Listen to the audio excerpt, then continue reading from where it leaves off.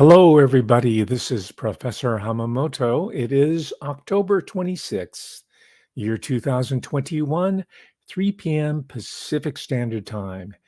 And I am vidcasting from beautiful Sacramento, California, USA. That's right, the state capital of the late great state of California, with Governor Gavin Newsom at the helm. And I welcome everybody in the live chat room, including Zoga Nostra, Timeless 9U, Nadia Martinez, Maureen, she's got a dollar sign there, Ubitroit Jenkin, and Corky Goss. Hi, how are you? And Tyrone Sargent is here. And I'm trying not to reread the names. ECAT. Hi, how are you doing, ECAT? And who else do we have here? Swan 432. Yes, I like that frequency. In fact, we're going to be talking a little bit about frequencies. This is an aspect of Bill Cooper that not very many people are into, but I'll clue you in a moment, or I'll try to. And Melissa, how are you today? Melissa Kielwerder, how are you? And did I get everybody? Share freedom, as I've said before, to a combination of my two favorite words in the English language: share, as in share Sarkisian, as in Sonny and Cher, and freedom. Okay. Annie Hall, you're missing an H there. And is that Annie Hall? No. Okay. Thank you, Michael Charlie. And okay, let's go. Oh, Christopher Lee. Yeah. One of the greatest actors of our times. And Piper Fogel. Let's see, Debbie 777. To vote TV, I'll call you. You're ready. Good. So am I. And I was interested in seeing this note. I was reading it a little bit before we started. Piper Fogel says here she went to see Bill Cooper. Wow, I wish I could have seen him. Of course, that's no longer possible, which I'll get into in a moment. And this was in Hollywood High School auditorium. Boy, Hollywood High School has produced some pretty interesting alumna. I think Lana Turner has graduated from any number of people. So, and your mother was into William Cooper, it says here. Yeah, my mother was into Art Bell. She just thought he was great. I don't think she watched or listened to Bill Cooper for reasons that I'll get into in a moment. So today I promise you a continuation of this discussion of radio renegades. I think it's really important right now, 2021, because of the clampdown in communications and free speech, right? So we're looking for alternatives, not just to take back the narrative, to take back our perceptions as being valuable, as long as they're grounded in reality, of course, or maybe even a little creative freedom. That's fine. But we're through with allowing big tech and quote unquote Hollywood, wherever that is these days, handle the entertainment and news and information and analysis for us on our behalf. That era, as you well know, is, I'm not telling you anything new, is on its way out. And that's one of the reasons for the desperation that you see written all over the face of people like Rachel Maddow and whoever else. And that includes your Fox News personnel as well, because unlike this book here, which strictly looks at the Republican so-called right-wing shock jocks, I think all of them are a problem right across the board. I mean, really, has Sean Hannity said anything that's going to change our lives or improve our society, our economy, our culture in any way? No. It's just more moralizing from a conservative, ostensibly right wing, if you want. Okay, if it makes you feel better, from a right wing perspective, right? Does Glenn Beck, is his Blaze operation really going to recover the lost freedoms and to restore the republic? No, it's lip service all the way. And you can say the same with your people on the other side of the spectrum. And of course, that dialectic is false. We know anyway. And so this book is way off. It's also outdated. I felt obligated to read it in preparation for today's talk. It was published in 2008, and this guy had pretty good credentials. He's won some awards and all that. But for what that's worth, Rory O'Connor. It's called Shock Jocks: Hate Speech and Talk. Hate speech and talk radio. America's 10 worst hate talkers and the progressive alternatives. Doesn't that beg the question? Are they progressive and are they alternative? Yeah, it begs two questions in one. So let's just dispense with that piece of wasted paper. I'm sorry, I bought it used. Okay, so I did save some money. Okay, two quick announcements. Coming soon, there's going to be a contra, which means against Hollyweird Halloween meetup on Zoom for Patreon members. And I go through Patreon because I have a whole mailing list. I can just shoot it all out there. So you might want to join up. I'm having problems putting a Patreon button on the YouTube site. I don't know if it's my problem or Patreon's. I'm working on it. And some of you have expressed, a couple of you have said that there's some problems with getting on Patreon. I suggest I've already tried to contact them. They're really hard to get to. But you might contact them so that they'll accept your payment system, whatever that might be. I can't do it on anybody's behalf except my own. So hopefully we'll all be there in place this coming Saturday. We agreed on this coming Saturday. That's October 30. It's going to be at 3 p.m. Pacific Standard Time. And then, that leaves you time the next day for or that evening, let's say, for if you go to a Halloween party, a costume, but whatever you want to call it, that's fine. I'm not against fun. I'm not against parties. What I am against is some of the hidden types of activity that take place on this supposedly hallowed day for Luciferians, and with special reference to our own. These are going to be first-person scary stories, and I'll lead off, and then we're off to the races. I want to hear there's nothing I like better than a scary story. We've all been, well, not all of us, but we've been on a camp out or late night talk fest in a tent someplace or a sleepover, and then the scary stories start. They're fun. So let's bring that tradition back. And let Hollywood do its own version of so-called scary stories. Most of them are pretty unscary, if you ask me. I did like It the Clown, though, this a couple years ago. And, of course, the Child's Play, Chucky films, those by, was it Dan? I can't remember his name, Dan. The director, the writer of it. It'll come to me. Those are always scary to me because it's real, at least in my imagination. And you'll get the link to the meetup session by this coming Thursday.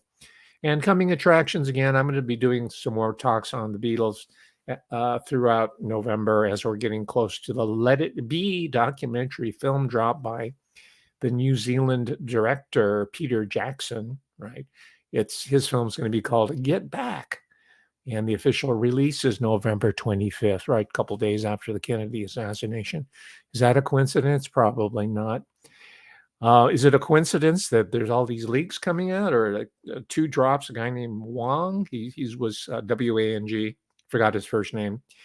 He gave a middle finger to Facebook as he's been an engineer there for 7 years, 9 years counting his 2 years of unpaid, I assume, internship.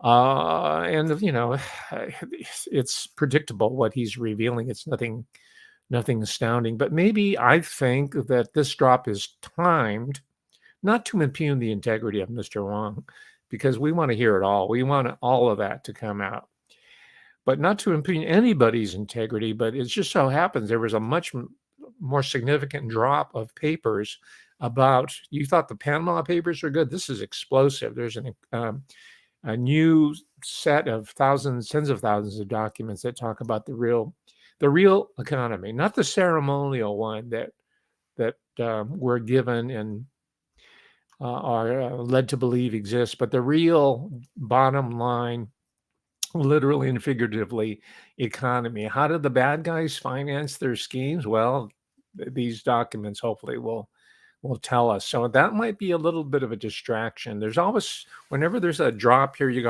always got to look in another direction. Okay, it's just like a pickpocket, right? He's always saying, "Hey, look over there," and then you look over there, and your wallet's gone. The next, you know, next moment, you're feeling, well, gosh, where'd it go? So, and maybe we'll have another Zoom Patreon meeting in conjunction with this renewed interest in the Beatles, which I think is healthy, and I want to encourage it, especially because, as most of you know who have been watching me for the last almost 12 months now, I'm really going in on the people who are talking about the counterculture of the 60s and any type of oppositional culture always being a product of CIA or MI6 or intelligence. No culture, society, communication, radio, and we're going to talk about William Cooper today. There are plenty of examples of information use analysis, sociality. You know, we're going to have a horror fest, right? This coming Saturday, we're going to tell scary stories amongst ourselves, unscripted, right? There are many examples, many more examples of that than what we're just learning now that, oh, yeah, Facebook is in control of our emotional content and it has all these deleterious effects on young people in particular, and specifically young girls, right? I think there's a lot of, I know there's a lot of literature on that, and they've been interviewing people on the street what they think about so-called social media, and the young people know that they're being manipulated. They just don't have an alternative. At least they don't think they have an alternative. Maybe they should learn to play the piano or go out for sports and join clubs and start hanging out with each other instead of on the dumb phone. So Milton William Cooper, he was shot to death, and I'm not going to give you a lot of biographical information. You could, James Whale at Wikipedia has done the heavy lifting, or the people who have contributed to it. But by the way, for those of you who are just passing through here and you haven't been following my show, I have to warn you, do not try to understand the topic too soon. You think you know everything about Bill Cooper.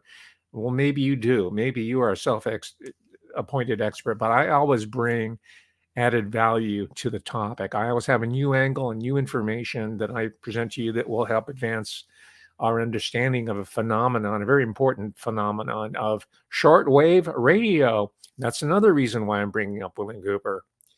Maybe shortwave radio is a medium that we need to explore to help recuperate our organic ability for entertainment, analysis, news, and talk. All right, because when I say radio, his medium more specifically was shortwave radio.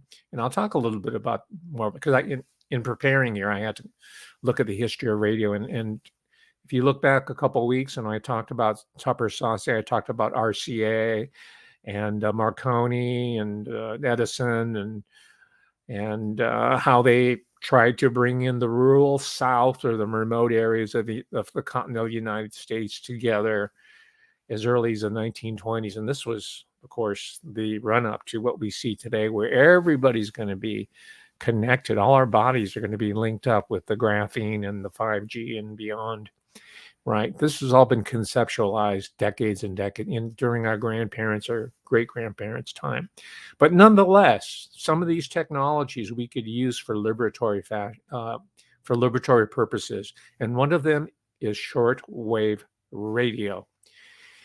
So anyway, William Cooper was exercising his right as an American to free speech, and he was, I think, lawfully using the airwaves. And I know he had some problems with the IRS.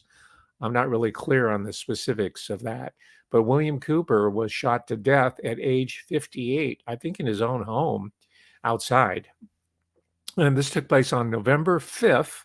Another source says November 6th. So, cut me some slack here. Let's just say November 2001 in Eagar, that's spelled E-A-G-A-R, Arizona. It's a small town. I looked on their little demographics for 2021.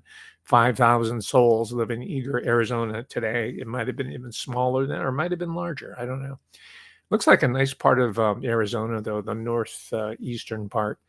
Yeah, so that's 10 years ago. 10 years ago, almost to the day that, I'm sorry, 20 years. My math is bad. Uh, 2 decades, one generation, right? And he's had an incredible influence. I saw in some of the comments earlier, my gosh, what would William Cooper think today, 2021? He would have said, see, I told you so. Uh, you know what? I think I should just very quickly, I don't want to talk about myself, but I want to share with you the story of how I found that great book, Behold a Pale Horse. I used to live in downtown Sacramento, not downtown, central Sacramento, outside of downtown is nothing but state, federal, and county offices and law firms and lobby firms and related, probably, high end escort services and whatnot, and restaurants. But so I lived on the outskirts, but right on the outskirts, Broadway Street was the original Tower Records. They also had a books and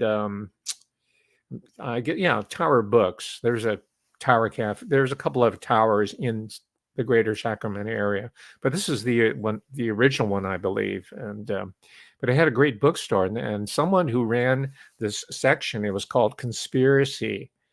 Man, whoever it was, I'd like to shake his or her hand because that person had really good taste, and that was where I found my copy of Behold a Pale Horse, right? And it was published in 1991. I didn't find it until 1995. So it was fairly new at the time. And the internet wasn't what it is today.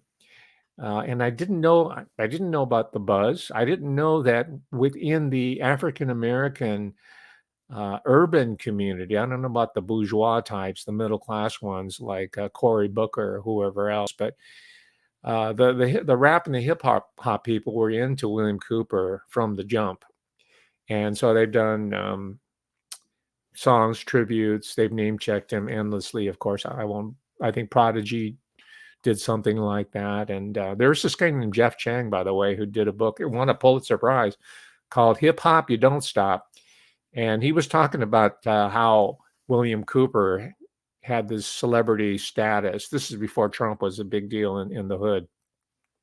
But it was William Cooper that was all the rage in the hood because of his talk of the New World Order, right? And Jeff Chang dismissed it. Everything else about hip hop is good. It's cool. It's healthy. It's counter hegemonic.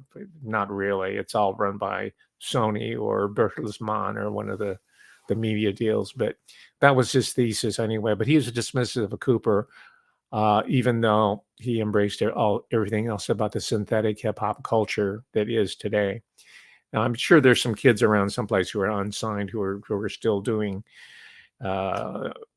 DJing and whatnot at parties, but the ones that we're seeing now, I mean, you can pretty much write them off.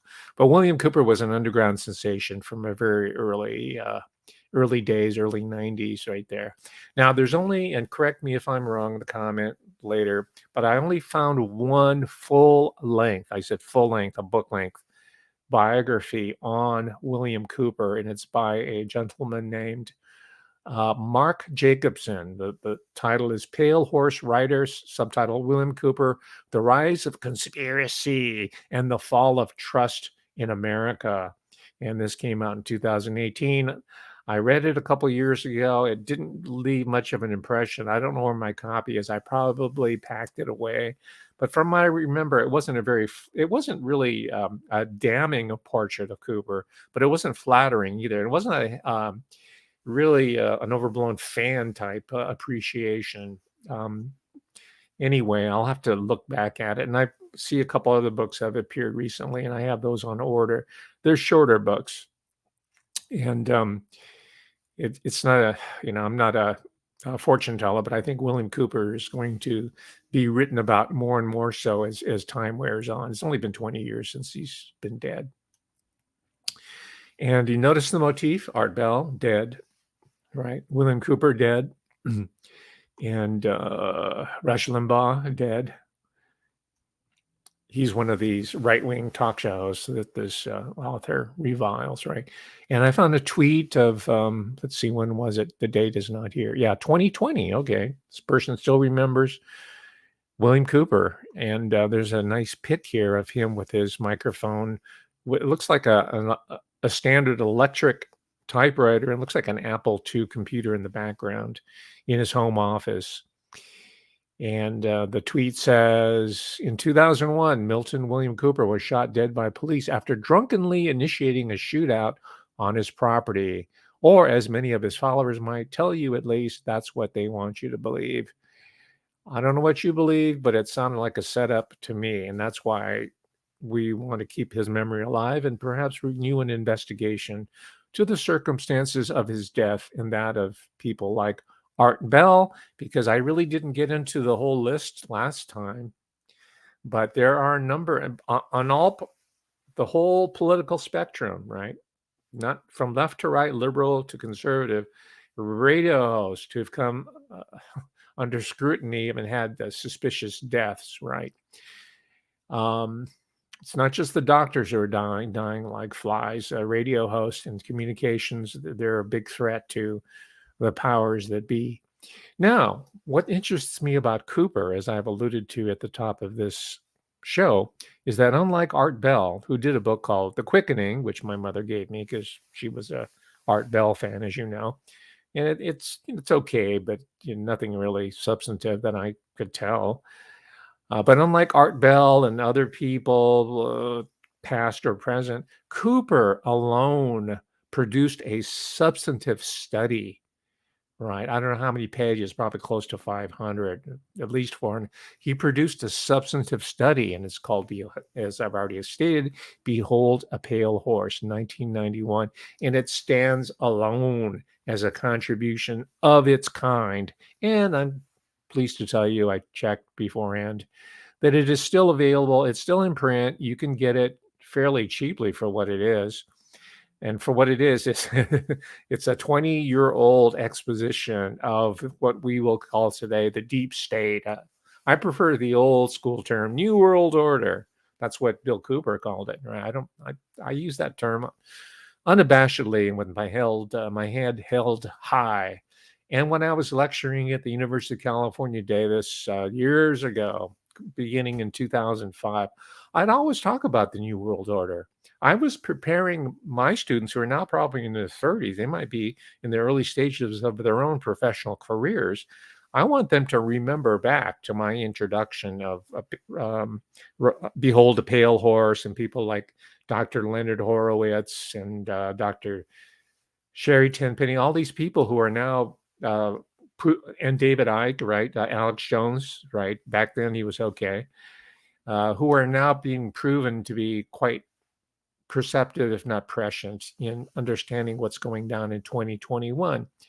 And I will include myself as an educator. I was the only one who was doing this type of stuff. Shortly after I started getting national attention, if you're on my Patreon, you saw me forward an old show that broadcast on February 2017, right? Early 2017. By the end of the year, I had left the university, but it was already the clampdown was already happening. That the harassment, systematic harassment, had already been going on for about 5 years at this point. Because I told you I've been teaching New World Order theory since 2005. And then you had your limited hangouts like the Canadian dude, Jordan Prozac Peterson, and that ass clown over at Portlandia State, Brett Limited Hangout Weinstein, who's in the bioscience. And so it's just like when you have a drop of all these documents about the real source of funding of all these entities that are just out now, then you drop the Facebook stuff, and that creates chaff that sucks out the oxygen in a way. So I'm just reminding you, I'm just telling you that I'm the original gangster so far as New World Order theory is concerned. And today in 2021, I'm real. The others are who I mentioned already, are limited hangouts and the reason I mention it, because people say, Professor Hamamoto, you taught here, and they try to lump me in with those two ass clowns. And I really resent it because They're the only resemblance is that we ostensibly were in the same profession, but that's it. So I just wanted to straighten that out. Thank you very much for listening to my mini rant. Okay, so we have an incredible work here. Behold a pale horse that has not been equaled yet. And you know what? I thought about David Icke, but he's never been a radio host. His deal is doing these gigantic marathon talks, one of which I attended was an 8-hour show. Incredible experience. And of course, now he has Iconic, right? And he's done podcasts and whatnot, but he wasn't an over the air, so far as I know, terrestrial radio personality who was doing it regularly. But because, and I'm mentioning Ike because he's done several books that are on that same level as Behold a Pale Horse, only he's done several of them. So I know, in case you're wondering about that and want to put it in the comments, save your strength. I recognize David Icke's contribution, but he technically has not been a radio personality like Art Bell, like the great William Cooper. So why am I picking radio as a medium? You know, waves, frequency, traveling through the air. We're in the digital age. Everything's got to go through the cable. Everything's got to go through, through silicon, right? It's got to be media. It's not effective. It's not efficient. It's not cost effective. It's so old school. Shortwave. Come on, you're dreaming. You're reading books. You should be on Kindle. My gosh, but that's intentional. Radio as a medium is not over by any means. Shortwave radio is not over. It's due for a revival. And once we get back control over the federal agencies by saying that you do not have any authority over apportioning these scarce resources, who gave you that authority? The frequencies are God's creation, just as the earth and all its resources are as well. I'm not going to get into heavy metaphysical, so let's leave it at that. But why did I select radio for the last couple of shows? Why not film? That's more trendy, right? More cool, or television even, which I did. I've done film and television. I taught for a year, by the way, before they chased me out of there at the UCLA School of Film, Television, and Theater. And they said, oh man, this guy's pretty far out. And then the LA riots happened. They said, wow, this guy was really spot on, but too late. We already wanted to get rid of him. So why not film? It's cooler. It's trendier. You can go to Cannes or the film, or, there's all kinds of film festivals, right? The Soho, Robert De Niro's, right? Or local, regional ones. Why not print? It still has a lot of appeal, right?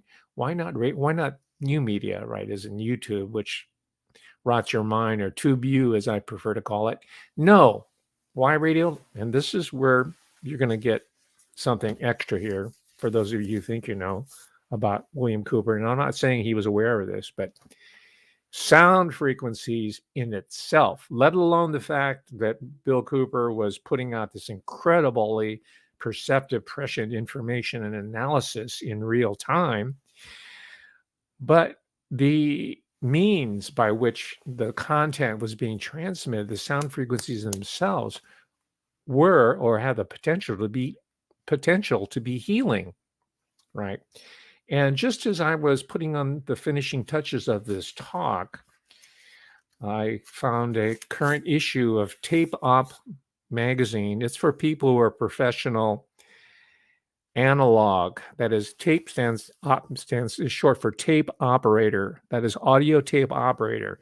This is in the old days when they had these reel-to-reel, 2-inch reel-to-reel tape recorders. The Beatles recorded all the material on all the great classic Doors, all the music that we love, even today, is done on reel-to-reel, because there's a magic about the analog realm. And I mention this because I get, I get all this flack about how, the Beach Boys and all the Laurel Canyon people were manipulated by the CIA and the Rand Corporation, and look out. No, well, maybe in part, if you had a vital and a robust creative energy that was attracting the best and brightest minds from all over the world, Sure, you'd want to get your hands on it, but the fact is that creative control and engineering control has always rested in the hands of the people with imagination,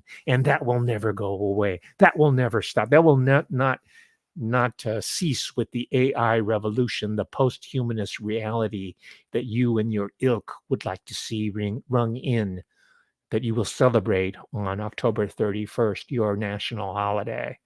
So this is, and I read an interesting, I had to read it a couple times. I've been reading for the last few weeks over and over, but there's a great article about this woman named Julie McLarnon. She's from Northern Ireland originally. She went down to London to do her print. In fact, she got a prestigious George Martin, the Beatles producer, award. And by 17, she was doing studio work at a very young age. Most people are still wondering, gee, what am I going to do with my life? But she was already working at the pro. By the way, in the old days, and I like to see this custom or this protocol return. But in those days, if you're a 17-year-old and you're in a professional environment like that, you're starting out making tea for everybody else. All right. And you're going to clean the restrooms and you're going to order out whatever it is. That's where you start, because the perception today with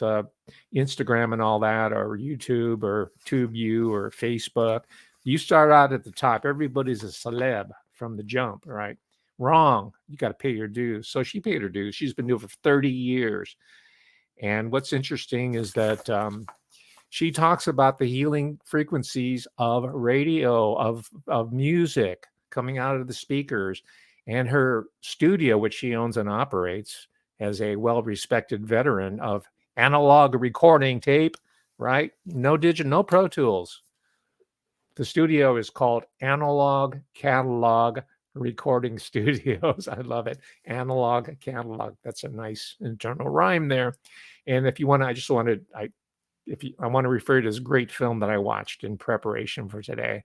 It's called, it's on YouTube or TubeU, The Psychology of Analog, directed by Miles O'Reilly, a fellow Irishman, I assume. Great. Psychology of Analog. Watch it. It's 28 minutes long. It's fairly new. And she's up there in Northern Ireland in a remote area. All her studios and the rooms are made out of solid granite, and there's no neighbors. That all her neighbors have 4 legs and a tail, so they don't have to worry. They could track at 2:00 in the morning and put the windows open, and they're not going to disturb anybody. Sounds like my idea of paradise. So that answers the question: why radio? Why sound? Why William Cooper? Not only was he giving us incredible content, but he was doing it through the short wave. He was doing it through the sound frequency spectrum.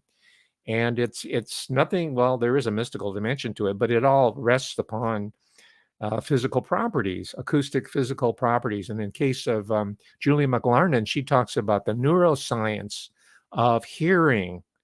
Very interesting, very incredible. And she says, I've showed this to you before. These are called a graphic equalizer, right? Because graphically you can see what you're doing. And she says that the magic frequencies that human beings in the womb, they feel these frequencies is in the mid-range to lower mid-range. And you could see it graphically. This is what you want to boost. This is your upper end.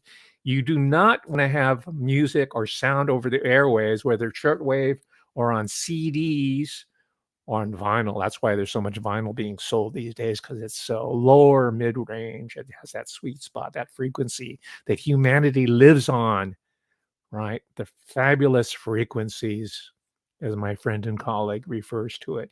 You do not want to boost the upper end. That's baby cry type. That's only when help, alarm. You want the mid-range and the lower mid-range. So this, I think, is part of the appeal, whether they were aware of it or not, of the radio world to Art Bell and to people like William Cooper. Late at night, especially if you have tube, or in Britain they call them valves, tube sets, amplifiers, they glow. You can see them glow. It's such it's kind of like that candle in the background. They glow like that. It's not a real candle. It's an LED light. But you get the idea, right? and the warmth is there. And this has all been proven by hard science. Don't worry about it. Nothing woo woo here. If that matters to you, I don't mind the woo woo myself. So check that out. So that's because I'm trying to um, answer for myself the question, why do people like William Cooper or the more recent versions or imitations of it? Because believe me, anybody who's in broadcasting has the ghost of William Cooper, especially if they're so-called conservative ones. Yeah, they have the ghost of William Cooper sharing the space with them. So I'm wondering, what is the appeal to all these people? You're Rush Limbaugh. Well, he's dead now, but you're Glenn Beck's and conservative, Alex Jones, for example. What is their attraction? Is it just the familiarity, their intelligence, their incredible wit? I listened. I don't think I've ever listened to Rush Limbaugh or Glenn. I used to watch the Glenn Beck show. I think it was on Fox for a while. Haven't seen it lately, but and Michael Savage, he's supposed to be a right winger, even though he went to UC Berkeley and hung out with all the beats over in North Beach, right in San Francisco, right? Ferlinghetti, he knew Lawrence Ferlinghetti, the guy who was sort of like the godfather of the beat poets. He's supposed to be right wing. What is it about radio? I think it's frequencies, for one thing, because you listen to them, most of them have zero anything to say, but it's a nice sound when you're driving in your car, you're in traffic, or it's different from hearing the ear pods and hearing whoever Dr. Luke and Max Martin is promoting you with all the screaming Mimi frequencies boosted here. And by the way, this is the Van Halen. This is the metal EQ, right? Scooped mids. You take out the mid right here, and you get that certain guitar sound, right? Which is somewhat appealing to me. What do I know? I just fully didn't quite get the whole Van Halen phenomenon. I got Eddie Van Halen. I didn't get the band in general. Anyway, so you have right wing radio, right? Critical. This book here is critical of the Republican Party. The Democratic Party is off the hook. So let me talk a little bit about that. That's the book I showed you, Brian Rosenwald, Talk Radio America, how an industry took over a political party, that's Republicans, and took over the United States. And this is 2019, right? So the perception, as you probably know, and there's academic literature that underscores what Rosenwald's talking about. This is how the left liberal people here in the U.S., maybe in the U.K. as well, explain the Trump phenomenon. They said it's got to be, the cause has to be people like Rush Limbaugh or Barry Farber in the older days, and Glenn Beck and so on, right? This is the reason why. Could it be, though, that it's the poverty of the ideas of the welfare state? Could it be that the Democratic Party agenda and Republican Party, because I don't see much difference between them, have been repudiated by the American people, but they do not, the elective office holders, that is, they do not listen to us. Hence radio, right? We fill that void. They do not listen to us because they are beholden to the corporate funders that create this fake dialectic between right and left, Democratic and Republic, Tory and liberal, all the way down the line. Okay, so let me just give you an example, a glaring example, one that I'm fond of. Rosenwald's talking about party politics. And by the way, I can't speak for him, and I can't remember if he ever mentions this in Behold a Pale Horse, but I don't think Cooper was into the Republicans either. I don't think his deal was a pox on both your houses. You're both in on the New World Order game. You're read into it, and a pox on both of you. So, but I'll talk about Lyndon Baines Johnson, right? The guy that slid in after John F. Kennedy, our martyred president, was murdered at Dealey Plaza. Johnson became president, and he was a Democrat. Okay, so we're talking about radio. Okay, you want to talk about? Okay, here we go. And I'm reading from a Slate article, which is typically kind of a liberal magazine. This is 2007. In 1943, the year Lady Bird Johnson, that's his wife, Lady Bird Johnson purchased KTBC, the Federal Communications Commission, which reviewed all broadcast license transfers, was close to being abolished. And what happened is that Johnson was the senior man in the U.S. Senate. He went to the FCC boys. He took them out to dinner, and maybe some money was changed hands through one of the main lawyers at the time. His name was Tommy Corcoran. His name is Tommy the Corcoran. He was the fixer. Right? I'm talking about how government works universally. You can talk about Japan, you can talk about Britain, you can talk about Germany, you can talk about even the oligarchies in Saudi Arabia. This is how the real world works. We have radio, though. We have shortwave radio. Anyway, he hung out with the FCC. I'm talking about Johnson, the top guy in the Senate, hung out with Commissioner Clifford Doer, is his name. And lo and behold, all the obstructions that would have prevented Lady Bird Johnson from owning these stations, it disappeared. So the Democratic Party, when we talk about radio, it's the Democratic Party that's had a stranglehold on ownership. And the owners don't care about Republican, as long as it pays, as long as it gets an audience of people who buy merchandise or captures their attention and then gives them the ratings, they really don't care. And I think that's an opportunity for us, because what it reveals is, unlike William Cooper, they are not ideologically driven. They're profit driven. People say, oh, you're only in it for the money. Good. That's to our advantage. It's more difficult to defeat an enemy who is committed to a firm ideology than to one that can be bought off by sheer money. Right. And no one knew that better than Lyndon Baines Johnson, the president. He only, he didn't run for a second term because he realized it was all over for him. And now we know that, thanks to historians like Robert Caro, I think his name is it's Caro. I forgot his Christian name. I think it's Robert Caro, who's a presidential biographer, with Johnson being one of the main people that he's done. And these stories are documented in different places, and there's nothing conspiratorial about this. This is well known. So, okay, the point I'm making here is that commercial radio, top to bottom, left to right, Republican to Democrat, it's sewn up. So what happens? Milton William Cooper goes to a remote area of Arizona, which is totally mobbed up. I mean, after all, that's where John McCain came out of. You know his story, right? Cindy McCain, the alcohol. Her father was the alcohol dude of the state of Arizona. Henley, I think the name was, the family name. But he was in a remote area, northeastern Arizona, and started a shortwave program. And the beauty of shortwave, I don't know much about the mechanics of it or the technical side of it, but you can bounce these waves off the ionosphere, and it can have a much further reach, even if it's a somewhat low-powered station or transmitter or antenna arrayed on the ground. You can, given the weather patterns, of course, you can have a really good reach. And that's why, from this remote part of the United States, you had people in Beverly Hills who were listening to him late at night or whenever that you can pick it up. And you also have, this is the important point, you have a small but significant and dedicated group of amateur radio operators, ham radio, okay?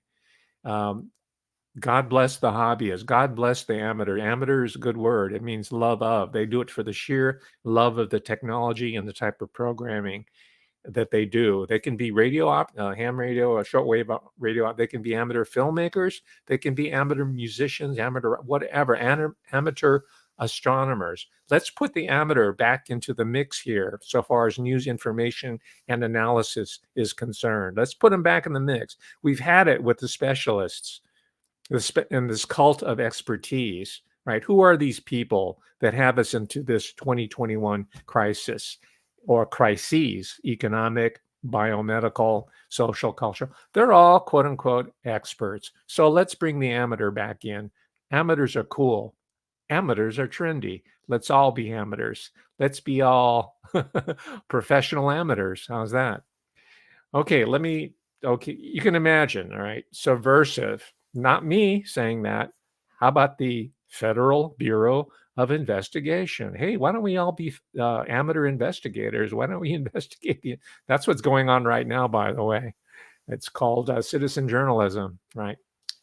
So someone like a William Cooper is going to attract the attention of J. Edgar Hoover's thugs, the FBI, and in response to a FOIA request, Freedom of Information Act, passed by the Congress. The Congress does do its job sometimes, but this is 2017 response, and they got these documents from 1995, and I got these online. These are open source. Nothing surreptitious here. And there's this is a very nicely written report. This person here had a great education in the English department, but he couldn't get a job teaching, so he had to join the FBI. He probably has a master's degree in literature or composition. Anyway, there's a whole section, bunch of sections that I excerpt. I won't read them here. Well, let me just give you a flavor. Cooper also denied advocating the violent overthrow of the U.S. government. He said he served in the armed forces, Navy and Air Force, during the Vietnam War, and Cooper said he loved his country. He also claimed not to have any hostility or animosity to federal officers unless they are actively working to undermine the constitutional principles upon which our country was founded. Cooper denied being a hate monger. This is an excerpt from one of the FBI documents. So I'm reading this and said, well, gee, I really don't see the crime in that. He's a patriot. And that's not a bad word. It's a positive word.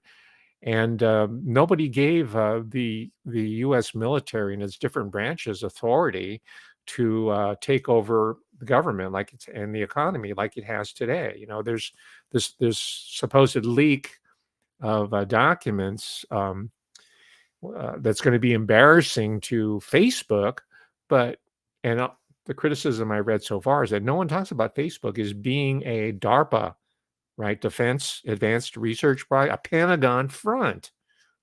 So when I say about the takeover, the fusion, and Cooper was right about this, the fusion of the military corporations, the different so-called regulatory agencies, he was spot on. He knew the direction it was going. He claims, and I haven't seen this, and some people say, oh, it's made up, but he had a background in naval intelligence, which it's up there. I mean, that's where Steve Bannon comes out of, right? That's where, what's his name? That hangout dude for the Washington Post, all the president's men, what's his name? I blotted out because every time I see his face, I say, hangout, limited hangout. So he was set up. There were any number of people that were sent out to that part of the country. There's some history here. That's why these documents are important and valuable. His first radio broadcast was in May 1992. He was at a station out in Nashville, Tennessee. Wow, that's Tupper Saucy land. That's RCA land. That's really where they got their tentacles in the heartland of America. I think they were going to sew it all up. They're still trying to sew it up, and it's not working. Even though Nashville seems to be going globalist, it's just like Party Central now. And country music, most country music, 2021 sounds like, like the Eagles. Not that that's bad. The Eagles were okay. It doesn't sound like anything. It doesn't sound like the music of the Chet Atkins RCA era, right? Even then, it was already starting to get a little syrupy and commercial for me. I like Louisiana Hayride and the old, the Opry and the 50s country music, both in Nashville, California, Bakersfield. That to me is the real music. Well, what it's become today is globalist, like everything else that's on Clear Channel and the corporate radio and digital satellite transmissions.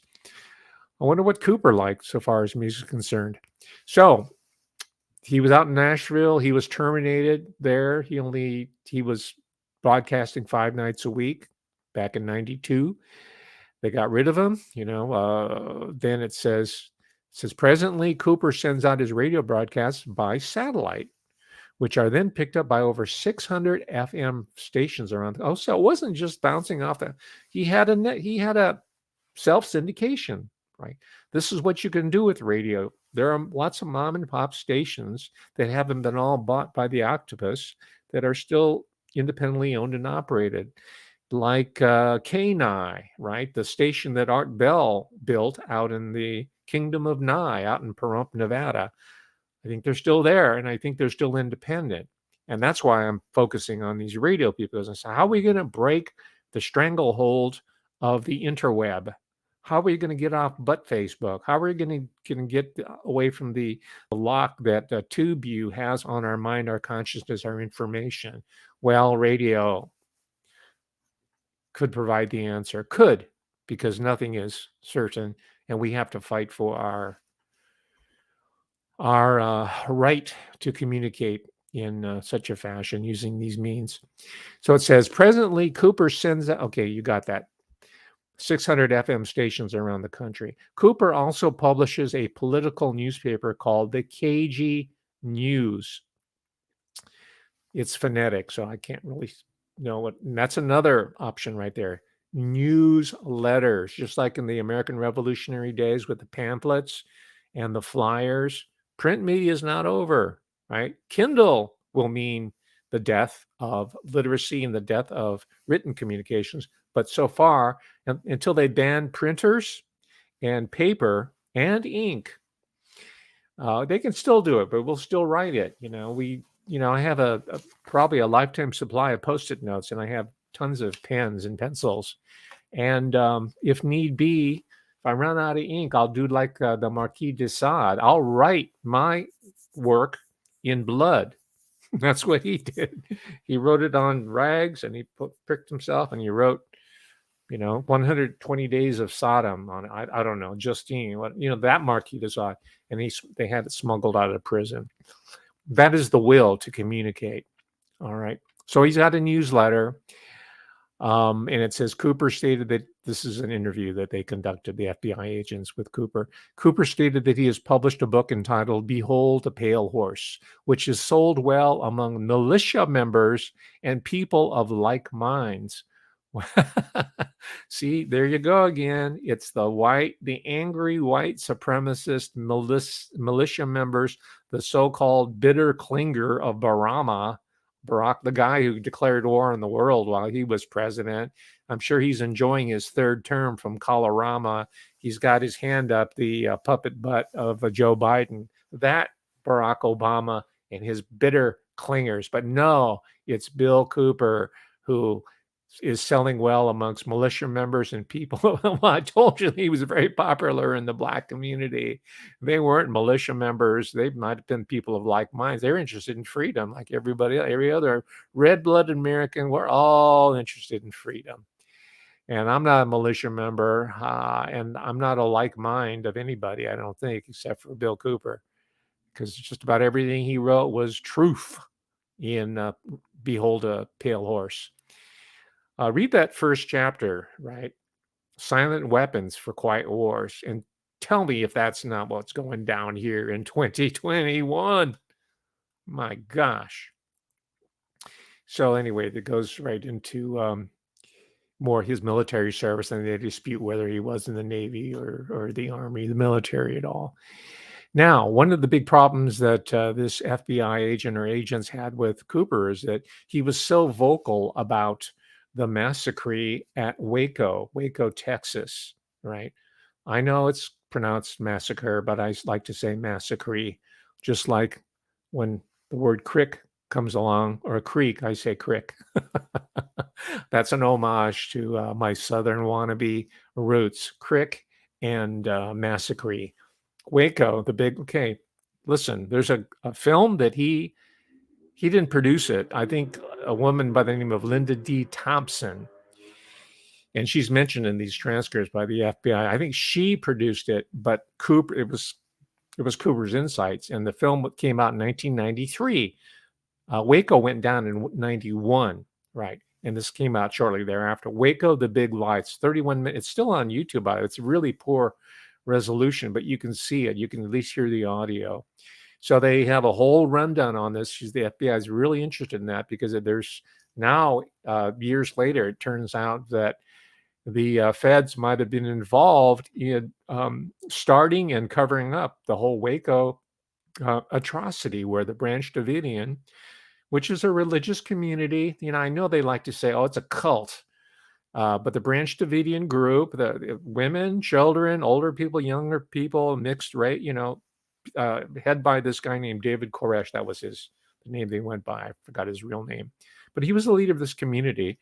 And the ATF, Alcohol, Tobacco, and Firearms, went in there with the feds, the FBI, and probably local law enforcement. And they proceeded to try to kill almost everybody there. And there's a couple of survivors. They even sent military, these tanks, in there to shoot gas into the building.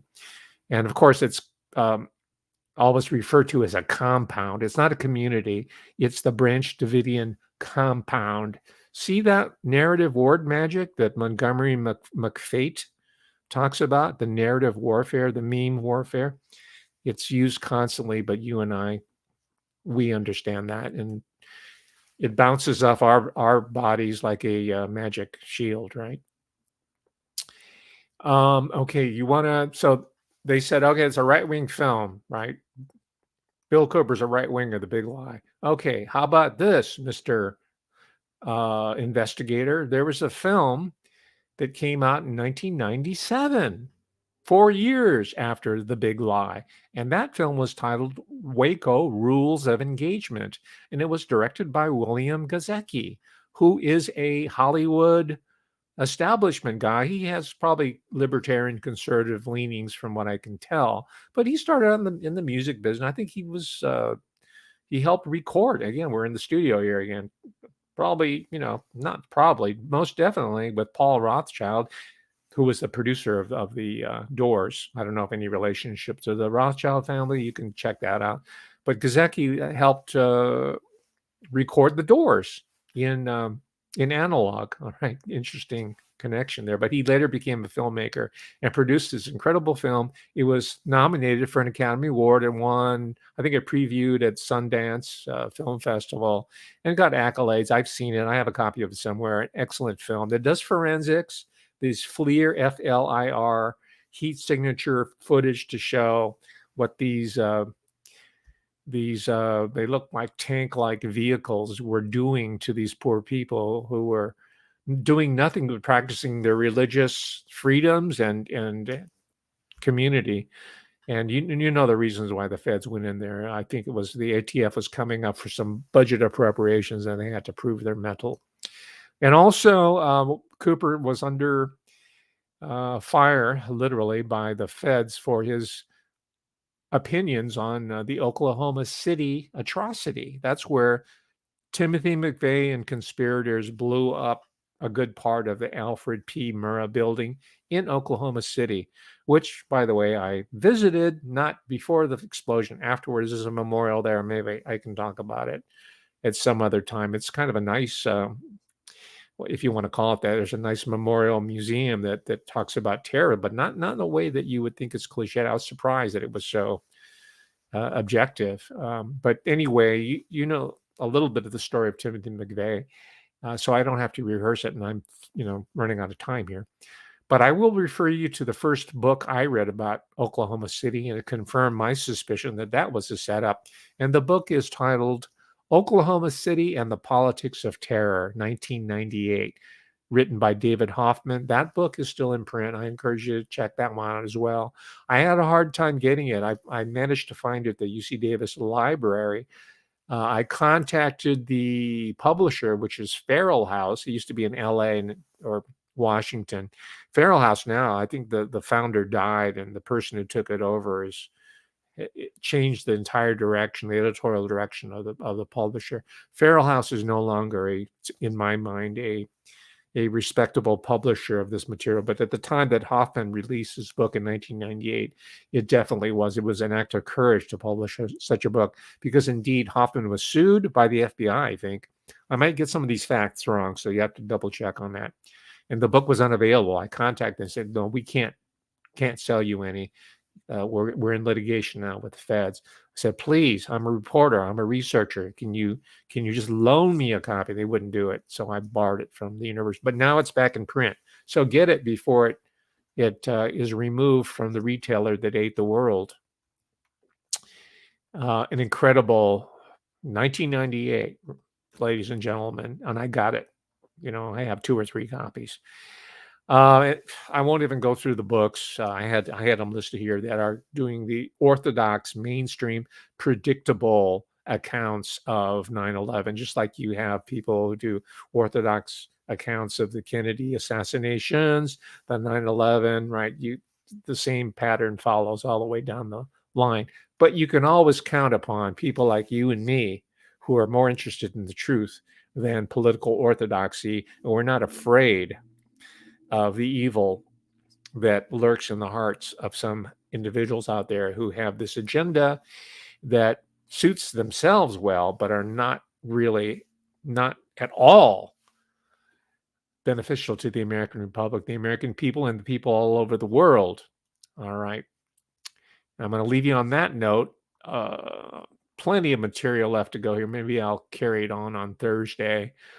Yeah, you can make the comment. There was a a little tiff between Alex Jones and William Cooper. It's on YouTube if you want to check it out. Some of you are fascinated by it. Look, I see here that it has 1.2 million views. Everybody loves the little. Maybe it's a fake controversy for all I know. But you're going to put that in the comment because you're going to miss the bigger picture of what I've been trying to say here. Well, you didn't talk about Alex Jones being called out by William Cooper. Now, okay, I've done it. It's there. And you check it out yourself. And I didn't get a chance to talk about talk radio in the larger culture. There's a guy, a performance artist named Eric Bogosian, who did a whole play called Talk Radio. It was later made into a film done by the greatest living director, American director, Oliver Stone. He did it. This is in 1987. So talk radio, we're doing it here in 2021. It's meaningful. It's important. It's more important today in 2021 than ever. So let's bring it back, and we'll start by memorializing figures like Art Bell, like William Cooper, whatever you think about them. They were holding the fort. These are radio guys. These are guys who are into gear, to tubes, to wires and electronics, soldering irons and oscillators and equalization and compression and modulation, and they were totally into their radio guy, and they had the licenses and whatnot. So let's bring that. And by the way, all the when I was growing up, all the kids were into that kind of stuff. We did electronics. We were into radio. We were into stereo. We were into wood shop. We were into making. So we were into doing and creating and producing. That's the Americana way of doing things in our world, instead of having something made in a slave camp in some remote part of the world, and paying $500 for something that cost $5 to produce, materials included. So I'm not trying to be nostalgic here. I'm trying to be real. I'm trying to say, hey, the American Republic, we still have a lot of life left in us, and the enemy is on the run. I believe they're retrenching, and we wish them no ill. We just want them to stand down and return to the sulfurous pit whence you emerged. Right? We'll be happy with that. Please go back. Okay, I'm all talked out, as you can tell. We'll see you on Thursday. Bye.